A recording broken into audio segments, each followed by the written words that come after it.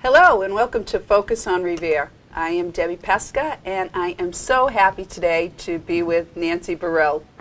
She is an English teacher at Revere High School and the recent winner of the Kennedy Center Stephen Sondheim Inspirational Teacher Award. But she is so much more than that. She has been the recipient of at least 5 other awards, numerous nominations. She's also an adjunct professor at her alma mater, Emmanuel College.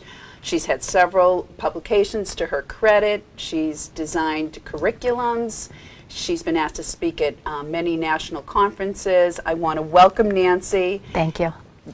You're welcome. Thank you. And I guess my first question after going through all this information is I noticed that you didn't begin teaching until your 30s. And I think you were paralegal before you began teaching. Right. And what made you change careers? I always wanted to be a teacher. From the time I was 8, I used to play school, and I wanted to pursue teaching as a career, but my father wanted me to be a lawyer. And he said, teachers are just glorified babysitters. And so he said, go to school to be a paralegal and try it out. And so I did, and I did that for about 11 years. And I really, there were some good points about it, but it just really wasn't my calling. So when I was 25, I went back to school, and I only had an associate's degree for the paralegal job. I went back to school, I got my degree, and I started teaching, and I just really love it. And it truly is a calling. Yeah. I mean, and you went back to Emmanuel, and then you also taught at I guess Salem State. I taught at Salem State and UMass Boston. In Salem State, I taught in their Certificate of Advanced Graduate Studies program, and at UMass, I taught at in their Graduate School of Education. You did, and you've been teaching at Revere High for how long? 18 years. 18 years, and you started obviously as the English teacher, and you've. Tell us about the courses. Tell us about some of the courses. Okay, I teach, one of my favorite courses that I teach is Advanced Placement, Literature, and Composition. And this is a great course because when it's considered a college course. You teach it at the college level. So students that take that test, that course, they take a test at the end of the year. In fact, my students are taking it right now. And if they get a qualifying grade on that, it's scored 1 to 5. 3 to 5 is a qualifying grade. They get college credit for it. Right. So not only does it help get them into college by taking AP courses when a school looks at their transcript, but it saves a lot of money because you do not have to take freshman English, freshman 101 English. You can take something else. I had a girl who graduated maybe 2-3 years ago who passed so many AP classes that she traveled the year that everybody went to college, and she was able to matriculate in as a sophomore because she had passed so many classes. So AP is a really great thing. I also teach a course called Mysteries, and I created Mysteries a while back because I thought that today's kids did not read for pleasure. And the way I did when I was a kid. So I thought, what did I like to read when I was, a teenager and stuff? And I like to read mysteries. So I put together a course, and it's been really successful. We have a lot of fun. We do everything from, we read mysteries, we write mysteries, we solve mysteries, we do a little forensics, and it's a really fun course. And then another course that I just started teaching recently is called Film and Literature. And in this, we watch movies, and we really deconstruct them and analyze them, and it gives me a chance as an English teacher to teach kids how to write in different ways other than just for a standardized test. We do synthesis essays, we write movie reviews, we do essays that argue, we explore topics like coming of age and cult, what makes a cult movie. So it's really exciting, and it's kind of almost like it's really, I teach it, they don't realize it, but as a college level course, we do rhetorical criticisms, we do feminist criticisms, we do a lot of really fun things. And the kids, I bet, enjoy them. The kids love really to see love the movies. It. Yes. And, yeah. We watch, we watch movies, we write about movies, we read the literature versions of things that are made into movies and compare and contrast. It's a lot of fun. Now, the other one I noticed was some of the poetry. You contrast the poetry and music lyrics. Yeah, that was one thing that I did have a lot of success with. I call that old school, new school, and the kids have to take an old poem that was written before 1950, and they can compare it to anything that was written after 1980. And a lot of kids choose song lyrics because there are themes that are universal and timeless. Sure. And it's really awesome to see, what kids can do with this. I had kids that, compared Philip Larkin and Nine Inch Nails, and it sort of alerts kids, too, to the fact that a lot of music is very poetic. And so that's a fun assignment. It just sounds like a lot of fun. It sounds like the kids would really enjoy your classes. They come out of it just loving your classes. It says that your goal. They do. It says that your goal. You say your goal is to promote academic excellence for all students, despite the many obstacles. And right. We know there are obstacles for the children in the Revere community. How do you achieve that goal? You refuse failure. Yeah, I've learned over the years that sometimes there are things that stand in the way of a kid's success, and one of the things that I think I do, and almost every teacher at Revere High School does, is that we let kids know that there's always a plan A, B, C, D, E, F, G if it has to be. Not every student's academic trajectory has to be the same, and that if you came from a different country and you didn't speak English until last year, there's you could still go to school. There's still things that you can do, and it's never too late. And don't give up. And that is one thing about Revere High School kids that it's rewarding as a teacher, is that the kids persevere and they're extremely resilient, and so they make it easy to do, because once they realize hey, this door might be closed, but there's 4 more open over there, and that's what I try to make kids see. And it takes a lot of extra work on teachers' parts, but the kids also have to put in the effort too. And I think we're really successful with that at Revere High School. If you have a kid who just gives up, how do you handle it? Oh yeah, well that doesn't we don't allow that to happen. I had one boy that I knew he was really bright, and he just was. They were doing an essay in class, and he just wasn't going to do it. And I told him, I said, his name was Eddie, I said, Eddie, I will come to your house tonight, I will sit in your living room, and I will wait until you do that essay. And he knew I wasn't joking. And this is like, 5 years ago. So, and I knew he could bang the essay out probably in 10 minutes too and still get an A because he was that bright. And he did. He realized that that I meant business, and he did. And he came back to me last year and he said, Barile, you're going to laugh. I'm studying at Salem State. I'm going to be an English teacher. That is awesome. So I loved it. That's yeah. awesome. That's awesome. You were just awarded the Kennedy Center Stephen Sondheim Inspirational Teacher Award for your impact on the life of Merzudin Ibrick. Can you tell us the story of how you impacted Merzudin? And the quote, which I absolutely love, "You survived a war. This is a piece of cake." Okay, you would need more than a half-hour show for this, but Merzudin was that kid. I had him sophomore year, and head down on the desk all the time. Can I go to the nurse? Can I go to the bathroom? But every once in a while, I would ask a question about, Macbeth or Ibsen or, some very high-level question, and he'd, put his head up and give me the most profound answer. So I knew he was really bright, and I didn't know, why he wasn't doing better. And I used to work as the site manager for the soccer games, and I saw him at the soccer game running. Mm-hmm. And I was like, wow, this kid is so fast. I don't know anything about track or anything like that, but I was like, this kid looks amazingly fast. So I pulled him aside one day and I said, dude, what's your problem? What are you doing? What's your deal? And he said, I'm going to drop out of school. I'm going to get a job. And I said, you absolutely are not. I said, I think you could be a track star. And I took him down to Steve Pavey, who was the track coach at the time, and I said, this kid can run. And, Pavey looked at me like, what do you know about track, Barile, And he started running and beating everyone. He was only a sophomore at the time.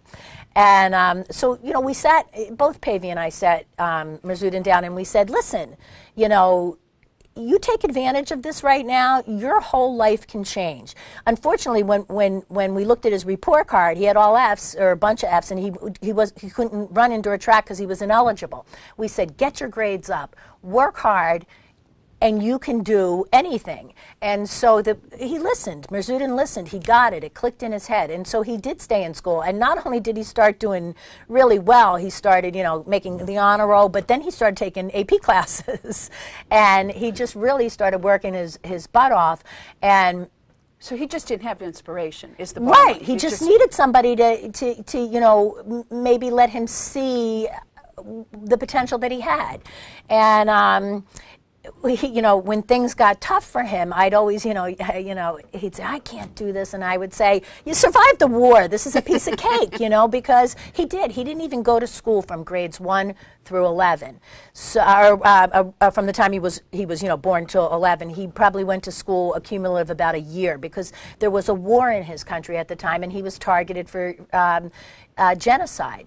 And so even when it came time to pick a college for him, and of course we had stacks and stacks and stacks of letters and phone calls from colleges that wanted him because, you know, he went on to be a state New England champion. He broke 11 school records at Revere High.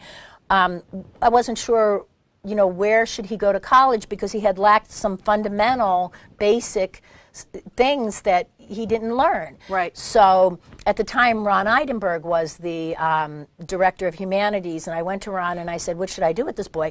And he said, prep school. And the only prep school that I knew at the time was Phillips Andover, because my nieces went there, and didn't really realize, you know, this is the most prestigious institution in the country, but Merzudin got in. And he ended up doing very well there and breaking school records there and winning championships, and then went on to Wheaton College. And I continued to mentor him. I helped him get his citizenship, and he was just a really great kid who listened and who wanted to do better, and, you know, just really went on to do great things. Great friend to me, great friend to my family. This is what Merzudin said about Miss Barile. Miss B has been a constant support. She encouraged me to write a book about my experiences, which I did. She helped me become a U.S. citizen, one of my proudest moments. She helped me find a job. I now work for the federal government with the hopes of making sure no child has to live through what I did. I mean, unbelievable. When I read it, when I read the essay that he wrote, I mean, first as an English teacher, I was really delighted about how it was written, but I mean, I just cried because it really made me, you know, see everything, and it just was really sweet. He's, you know, he was just such a great kid. I mean, this was a national award. This is really impressive. Thank you. I mean, really, Thank you. Congratulations. Yeah, it was, this is really, and it was definitely a career highlight for me, I have to say. I totally agree. And now let's talk about Brandon Marchetti. Okay. I mean, again, it was something that tragic that happened to him, and I saw a quote that said that you love children, which I totally know, and you love animals, and you got involved in that. Right. Well, when I heard about Brandon, I was really upset, and I didn't know him, but I realized that I knew his sister, and she had gone to Revere High, and she had dated a student that I had, and so I had met her that way, and she had friended me on Facebook.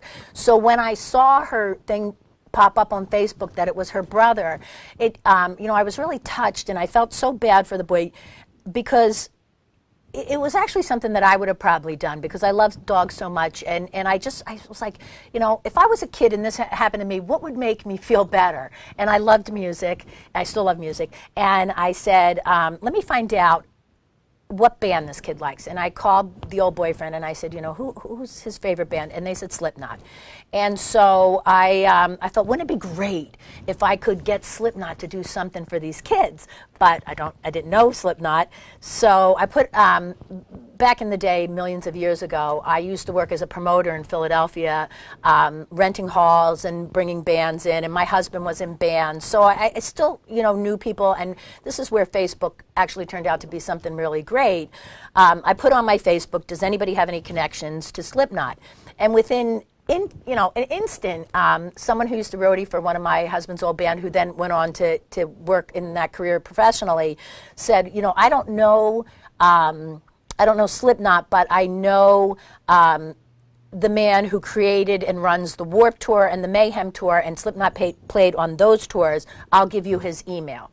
So at 7:20 in the morning, I emailed Kevin Lyman, who was the Warped Tour creator, and I told him Brandon's story, and I put a link to the CBS newscast of that, and I told him who I was, and put a link to some of my stuff, and I just said, is there anything I can do? Yeah. At 7:33, he emailed me back, and he said, it's just so kind that he did this. He said, I feel very bad for Brandon and his family. Please let him know that he has backstage passes for the Warped Tour when it comes on July 11th, and the Mayhem Tour when it comes on July 16th, and to Comcast Center. And I'm now forwarding this to Slipknot's management. And within a couple hours, Slipknot management had called me, and they said they were going to have one of the band members call him on the phone. And it just, the Slipknot, I've come to learn, is a band that really cares about their fans. And so Clown, his stage name, ended up calling Brandon at the hospital, and they, the family made it a surprise for him, and he didn't even believe it was really him in the beginning. It just, really, my heart was just swelling when the family was telling me about, the conversation that he had, and then, the management sent him boxes of T-shirts and CDs and, all kinds of stuff that no other fan has, and when Brandon, so that was on that happened on a Friday. I don't think it was any coincidence that he got out of the hospital that Tuesday, because I do believe that there's healing powers in things like that.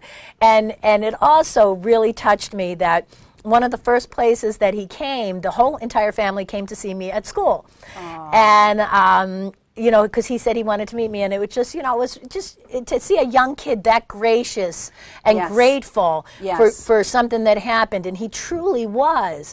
And the mother, the father, the sister, the grandmother, they all came to school to see me, and it was just a really neat thing that happened, and I was just really happy that everything fell together and it worked out okay, and so now he's going to have these great experiences this summer, and when Slipknot tours in the fall, he'll be there. And I want him to be on stage. That's going to be my next goal. I want him to, he plays guitar. I want him to learn a song and play on stage with them. I think that'd be a really neat thing. That's just awesome. I'm sure Brandon really appreciates it. He did. He really did. The whole family was just, delightful. Great kid. Yeah. He is. And he seems to be doing better. And really we talked about this. Yeah. Kids are resilient, yep. and we wish him the best. And I know he thinks he has an angel yeah. with him. So, and now, just getting back to Revere High School, I know another thing that you do, because you seem to be doing it all, is that you're the advisor to the Culture Club and to the Future Teachers Club. And tell me a little bit about these clubs. And I know that the kids have been giving back to the community, and I don't think that the community knows how much they're giving back. Okay. First I'll talk about Culture Club, because Culture Club, this sort of built on the Mirzudin story, because when Mirzudin did so well, he got a lot of places did stories on him, and one of the outlets that did a story on him was the Christian Science Monitor. And so when they did a story about him and about me, I think it was after I won the Bob Costas Writing Award, and a woman out in California saw the article, and she said to me, I like what you're doing at your school. Do you need any money to fund any clubs or anything like that? I was like, is this for real? Yeah. So I immediately wrote her back, and I said, actually I wanted to start a culture club because we have so many different kids at our school, and I think that it would be a really great thing to have. So she said, I'm going to send you a check. And within 2 days I had a check for $5,000. And I became very close with her, and then she asked me about Mirzudin because he was in the article, and she said, is this young man have to work while he's in college? And I said, well, yes, he does. He has to do work study. She said, I don't want him to work. And so every year at the start of his college year, she would send him well, several $1,000s so that he could have clothes and books, and he did not have to work. You know, how powerful is that? Really? So she went on, she then hooked me up with a place, a trust out in California. And every year since that time, that trust has given us given Revere High School $15,000. $5,000 funds the Culture Club, $5,000 funds the Rock Ensemble, and $5,000 funds the Book Club.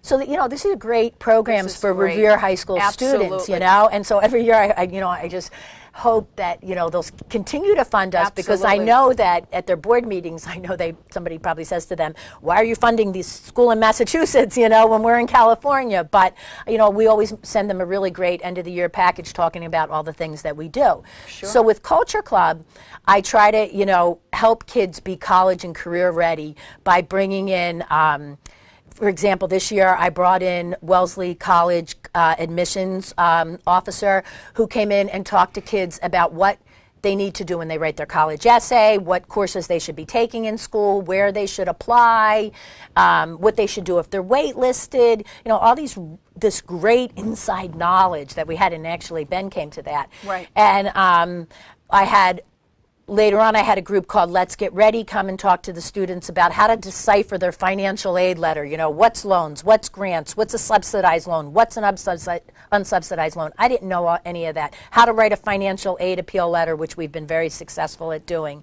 And so that's really powerful.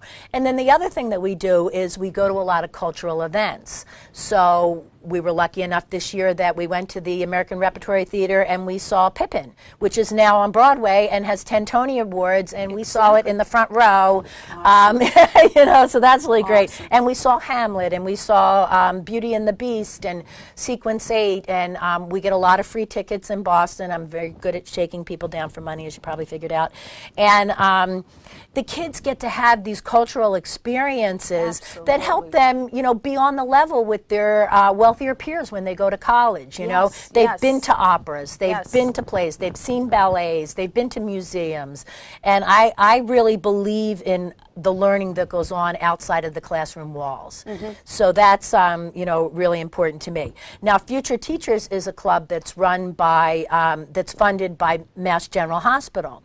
And when I was contacted by them, they said, you know, create this club. And I worked with Dr. Evans over at the Rumney Marsh. Right. And then my best friend, Kathy Liakis, was the social worker over there. And I said, help me launch this club.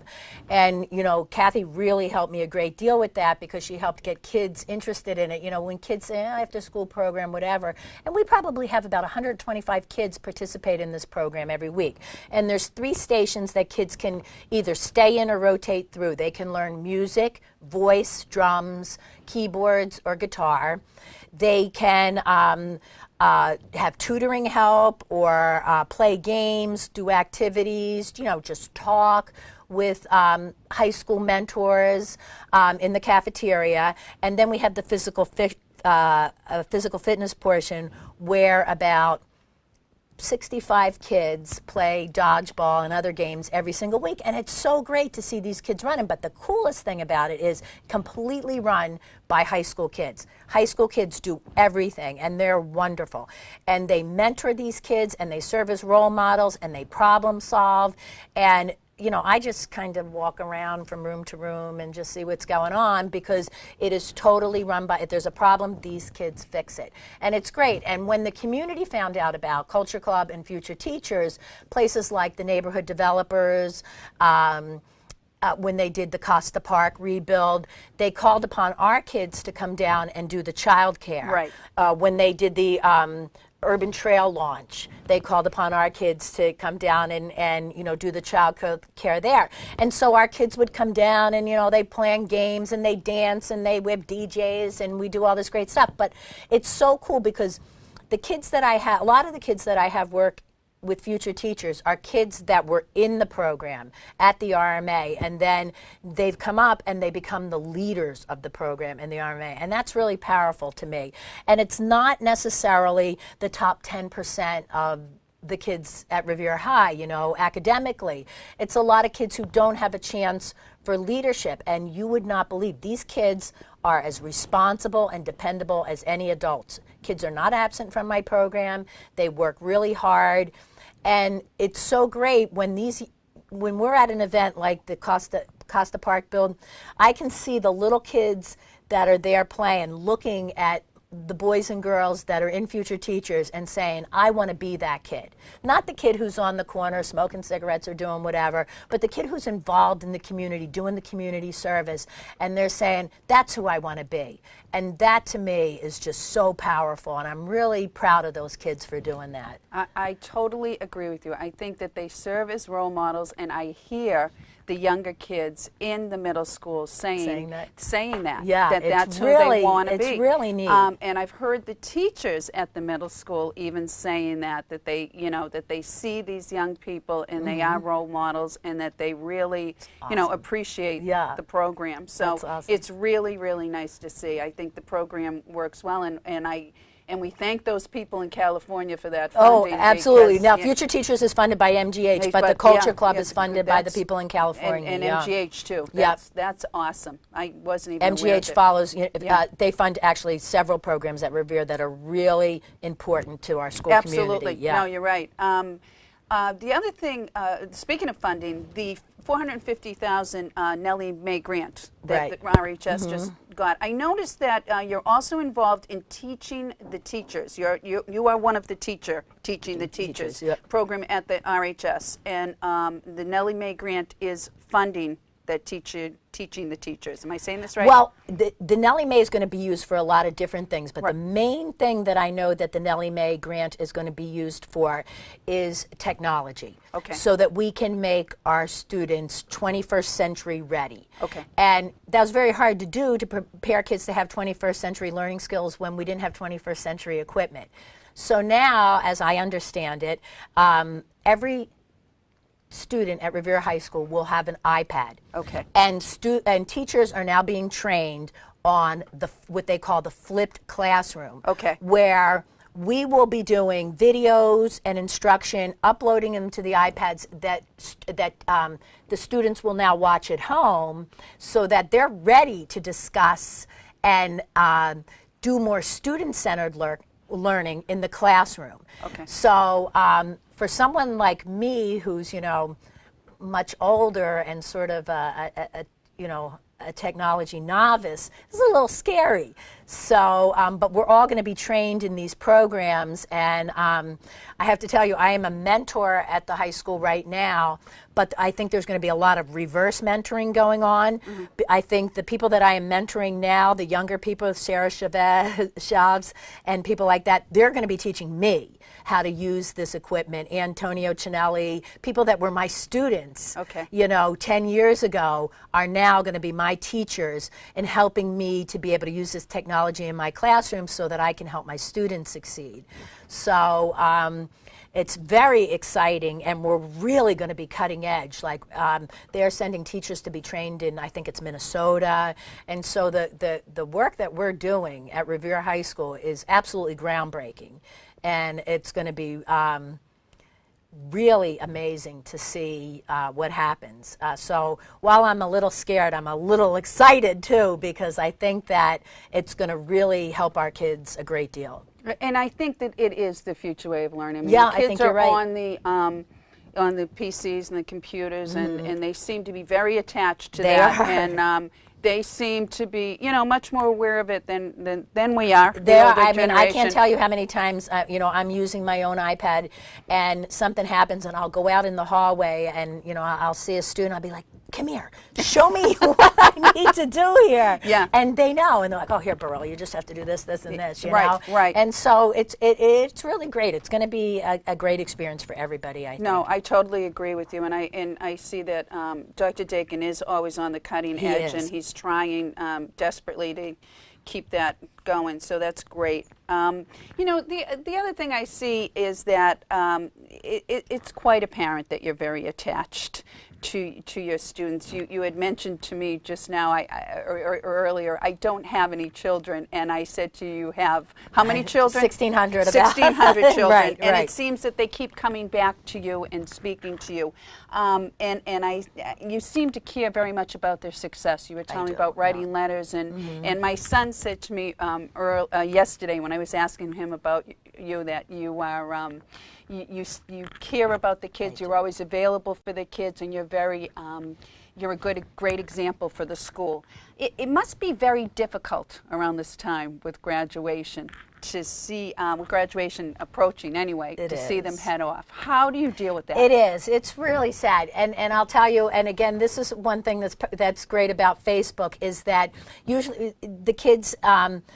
They'll keep in touch with me through Facebook and through email. And another great reason for technology, I love hearing from the kids when they're in college and they continue to inform my practice too, because sometimes kids will say, you know, Miss Barile, I was so prepared for this or that, but I wish I knew more about something else.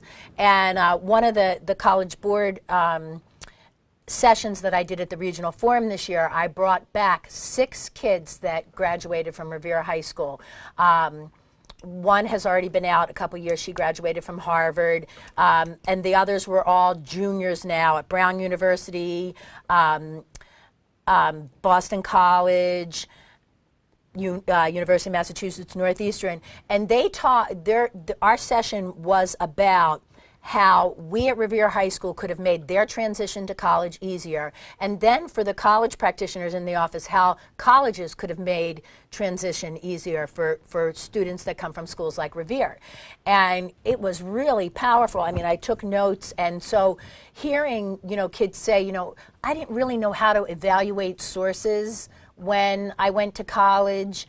You know, I was used to just Googling and seeing what came up. I didn't really know that. So now I go back to my classroom then and I take that information, and I've created now checklists for evaluating sources when I do a research paper with my students, so that they, you know, now have that skill. So keeping in touch with, and I know many teachers at the high school keep in touch with their former students. It really does help a lot. And then, you know, getting to share in their successes when, you know, we have one student that, you know, she is now a doctor, and she teaches at Columbia University. You know, I mean, that is, you know, that just makes us, huge. You know, we just feel great. And hearing these students go on and start their own businesses and just do all these, you know, innovative and fun things and powerful jobs and community activism and stuff. You know, one of my students is Dimple Rana, and she is now working back in Revere, and has, you know, she is somebody that really cares about the kids and Revere, and is an activist for this community, and it's just really great to see that happening. So I love keeping in touch with the kids, and you know, and then pulling them back in too, lots of times to come in and give back to Revere High School, and that's really neat. Absolutely. It has been my absolute pleasure speaking with you. Thank absolutely you, a pleasure. I really, I'm honored to be here. I really am. Thank you, and I want to thank you all for watching today and watching Focus on Revere, and to remember to focus on Revere, because this is where a lot of good things are happening. Have a good day.